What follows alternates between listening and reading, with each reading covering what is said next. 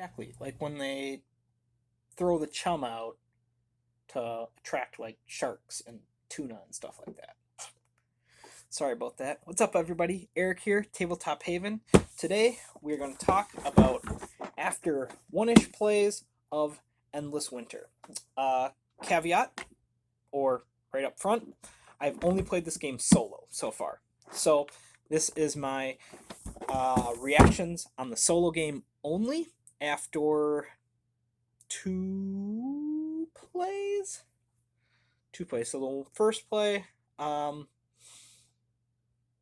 kind of the learning the game system and things like that, and then into a second play. So, Endless Winter Paleo Americans. It's one of the deck building worker placement situations that kind of was compared to your Dune Imperium, your Lost Ruins of Arnak. They were kind of the three big games that did that and um, went that route. So, although I think this is probably, they're all different. I'm going to do a video on all three. They're all different, but I think this is the most different because the worker placement in this game is worker placement, but you don't block worker placement spots. So the first person who goes to the spot gets a bonus.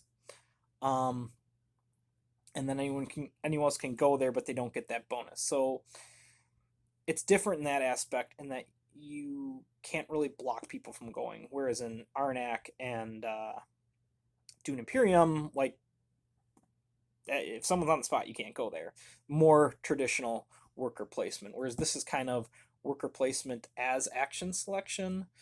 And so comparing it to those two is I don't want to say wrong, but I think they're different enough. Whereas Arnak and Imperium, I feel like, are more closely linked, although I think those are quite different games as well. But how Endless Winter? What I think? First off, quality. Like, I got the Ancestors. This came, like, I got it on Kickstarter, and this came with it. I have not got into it, but it seems extremely simple to add this in with not a lot of impact and difficulty. I know there's a bunch more expansions that I didn't get.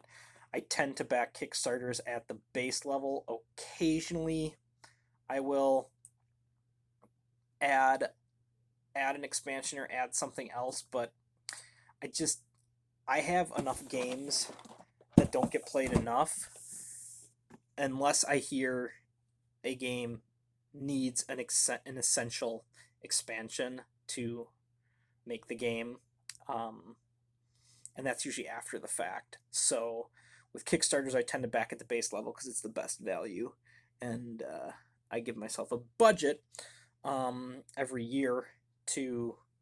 So balancing that with Kickstarters is a thing, and if there's an expansion that comes out later that is essential to the game, then I might pick that up.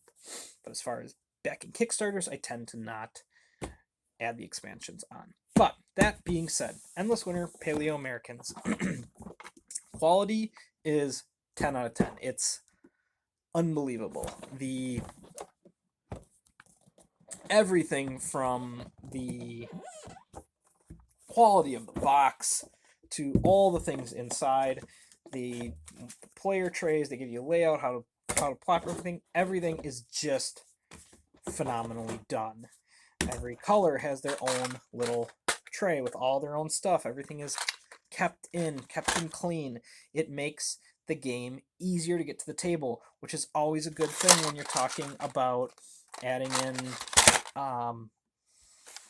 components, your game trays and things like that. Do they make the game easier to get to the table? Answer, yes, 100%. You can just give the person all right, you want to be red? Boom, here you go. You want to be purple? Boom, here you go. So you have that. The miniature quality is fantastic. I think this came with the Kickstarter. I don't use it though because it's very big and on the board it like blocks vision, but it's cool. I have it. I'll probably just like put it up on a shelf somewhere or something because it's pretty neat. But again, there's a spot for it in the game tray. But let's talk about, here's another miniature. They have like the wash on them, and price point for this I think was like $60 or like 65. Incredible, incredible. But let's talk about the game itself. It's got a lot going on. It's got your worker placement / action selection. There is an element of set collection. There's an element of tracks that you're going up. There's an element of area control. There's an element of just like get stuff. So there's these little things that you're going to set up in some way, shape, or form to form a shape, and then you're going to go and manipulate your pieces to go around there. So there's a lot going on. I would say it's kind of point salad-ish, like in that a lot of things you're doing are getting you points, kind of.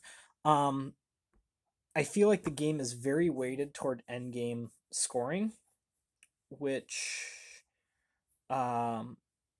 is fine.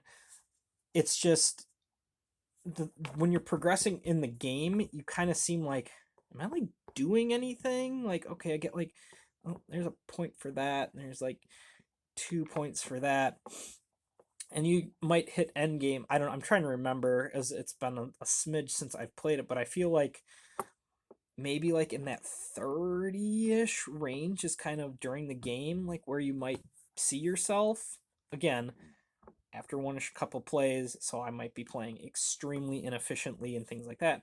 But your end score is over 100. And so the like amount of points that you get at the end game is interesting. In that weight. And I know some games will do like the 60-40 split. And I guess technically, if you think about it, if you're around 110, let's say 100, and you get 30 points during the game, that's like a 70-30 split, which isn't out of the realm of normal. But to me, it felt like I'm doing things, and I'm doing things, but I'm not like getting a lot out of it. But realistically, I'm getting a lot out of it because you're getting those points at the end.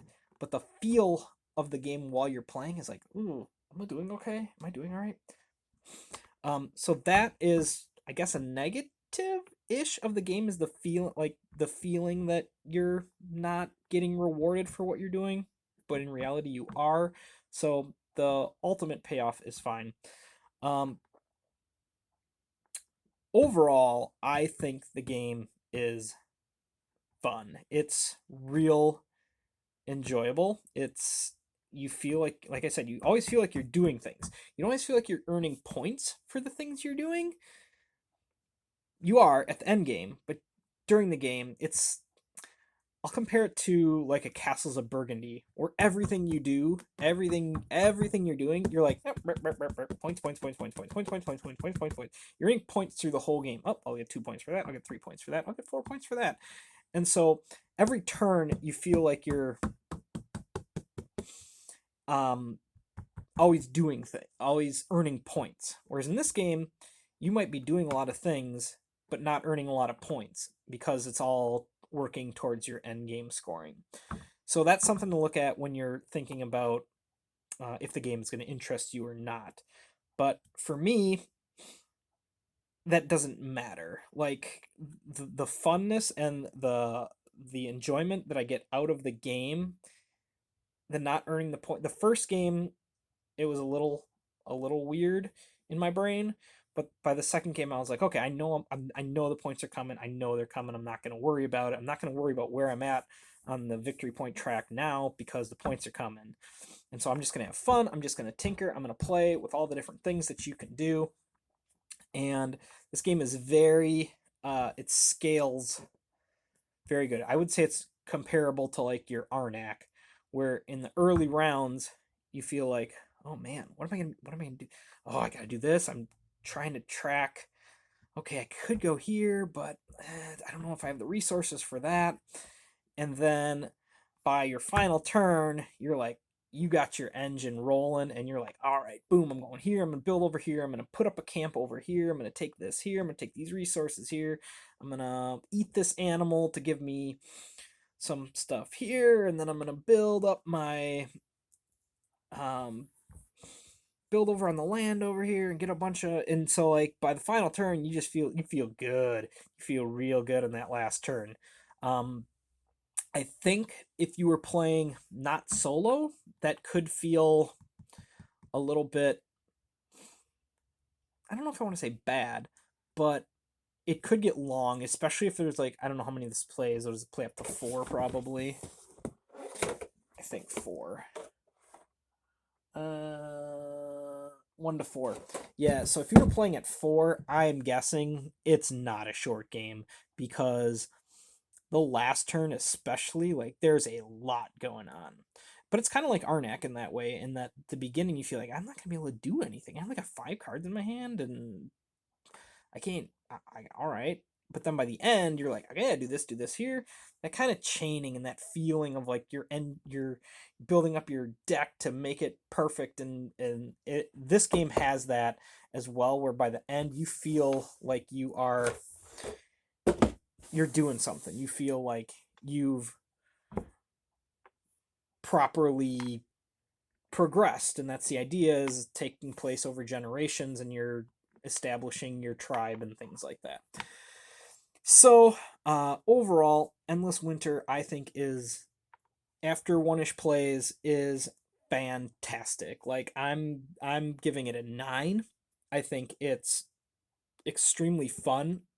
I have a lot of fun pushing all the buttons, trying the different things, trying the different, and like I said, by the end, like you just feel like you're able to get a lot done, and that is reflective by the final scoring, which you're like, oh man, I only got like 30 points. Ooh, I don't know if I did so well. And then you're like, oh, okay, never mind, I'm at 110 and we're good. And the I think you can tweak the difficulty in the solo. I don't remember exactly, but I'm pretty sure you can. So far, I feel like it's been, I was able to defeat the solo. It's in Automa, so I was able to defeat that pretty easily. I think both games. The second game for sure. The first game I think was mildly close, but I think I ended up ultimately winning that one. But overall, I really like it. I think it's very good. I would like to play it at 2, maybe 3. But as far as for a solo game, for just going around, having fun, doing things, getting that Euro feel of all kinds of mechanisms going on, I think it is. I think it does a great job at what it wants to do, which is let you push buttons and do things and earn points. And so overall, like I said, I would give, for me so far, give it a 9. I think it's great. Check it out if it sounds at all interesting to you. I would say it's closer to Arnak than it is to Dune Imperium, if you know those. Um, but different than both of them enough where if you really like those, I don't think it's, you're like, well, I don't need another one. It's different enough that it's worth checking out. In my opinion, obviously, keep on keeping on. Love y'all out there, and thanks for watching. Bye!